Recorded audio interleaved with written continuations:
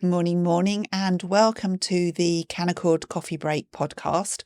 I'm Jane Parry, the Chief Marketing Officer here at Canaccord Wealth, and I am delighted to be joined today by Kamal Warraich, our Head of Funds Research. So as our regular listeners will know, this podcast is based on our weekly markets review, and each week we try to cut through the noise of what's going on in the markets, demystify it, and hopefully do that in a simple and easy to understand manner so you can feel more informed, more confident, and more in control of your financial future.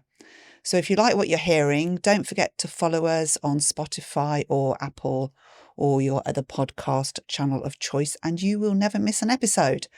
So welcome, Kamal. Thank you for having me. Lovely to see you again. So grab your coffee and listen in. So this week we are going to continue on the theme of market volatility. Last week we were talking about gold and silver. And this week we have moved on to the historic rout in software stocks, where the whole of the software industry has suffered its worst week in the markets since April last year, and its worst relative performance since the tech bubble burst 25 years ago.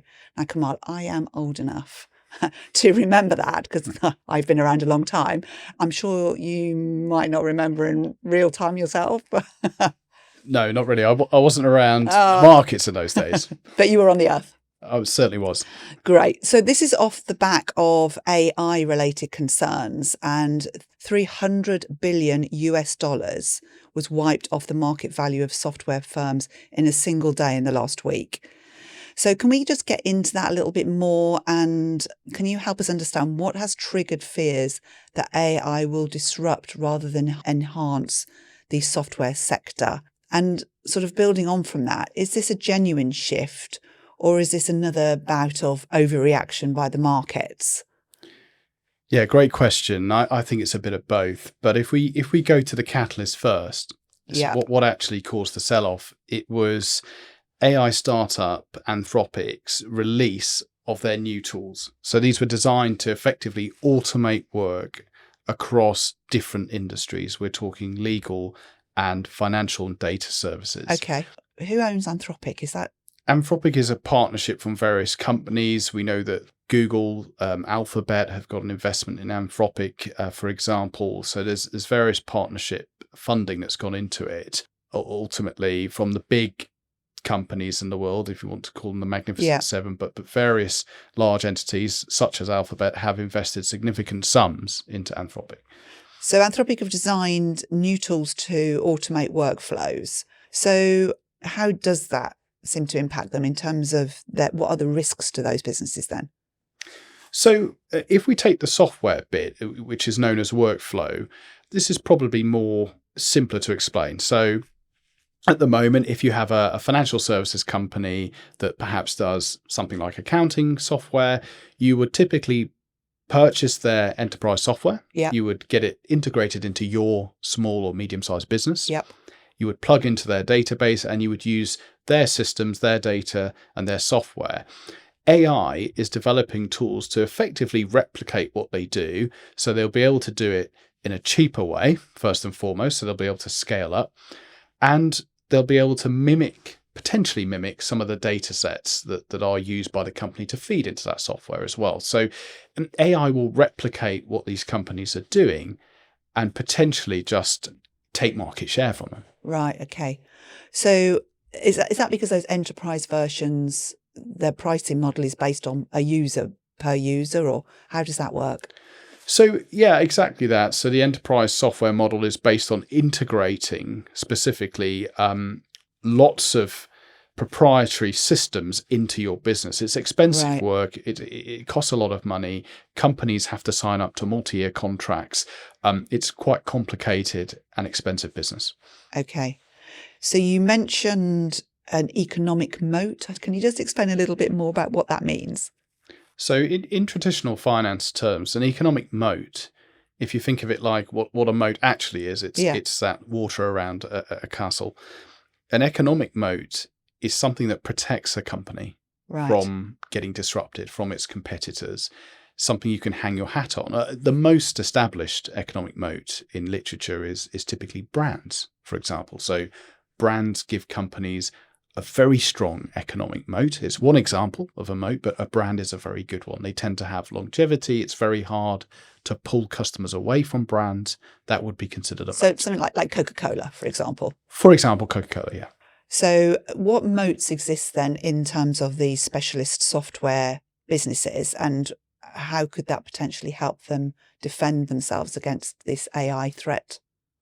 So the most important moat that they have, which the market has, been very sure on until recently, was their data sets. So if you take a legal company that does data analytics on previous cases, on precedent set by the court, these are proprietary data sets that the company has acquired over its lifetime, maybe decades, maybe even 50 or 60 plus years.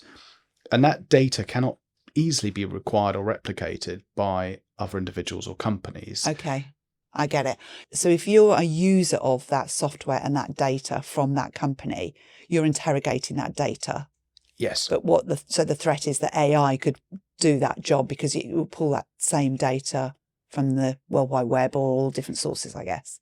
So exactly right. And that's where the protections come into play and the quality of data. So at the moment, whilst these data companies are very restrictive on who can actually access that data, and there's lots of measures in place to protect that data, technically AI could replicate that data by mining it, harvesting it off the web. You could actually purchase that data and integrate it into your AI software. So we know that some of those companies do sell their data to external parties. So it is about monitoring how that data is being used and at what price it's being sold at, and some of maybe the protections around that from the regulator, for example.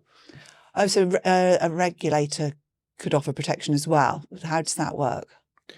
So we've seen some cases of this where data companies have taken certain end users to court because they've broken contracts, they've over harvested data from databases and tried to replicate the database themselves, and that has happened. So the court provides protection around proprietary data.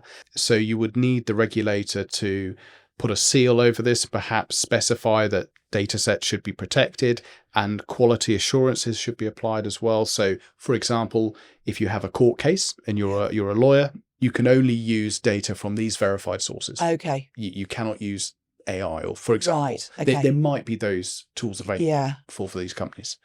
Interesting times that we live in again. So have you got anything else to add about how this might impact, because we're here about investing, aren't we, in wealth management? How might this impact portfolios going forward?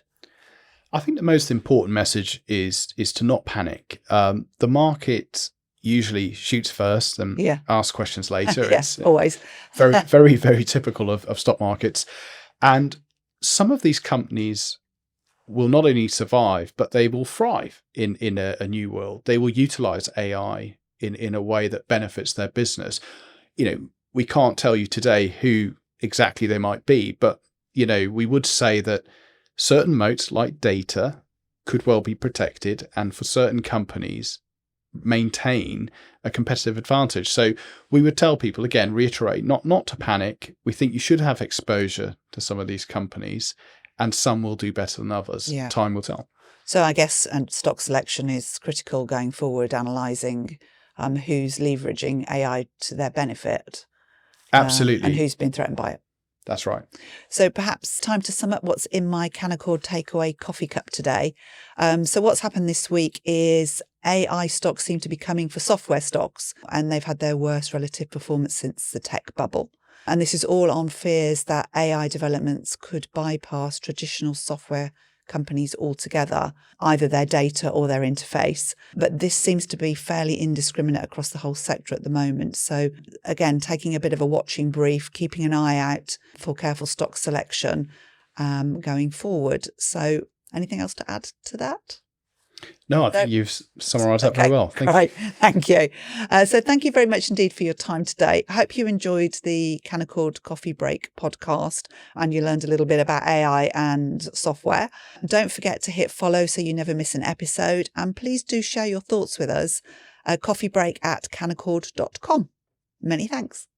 Investment involves risk. The value of investments and the income from them can go down as well as up, and you may not get back the original amount invested. Past performance is not a reliable indicator of future performance. The information provided is not to be treated as specific advice.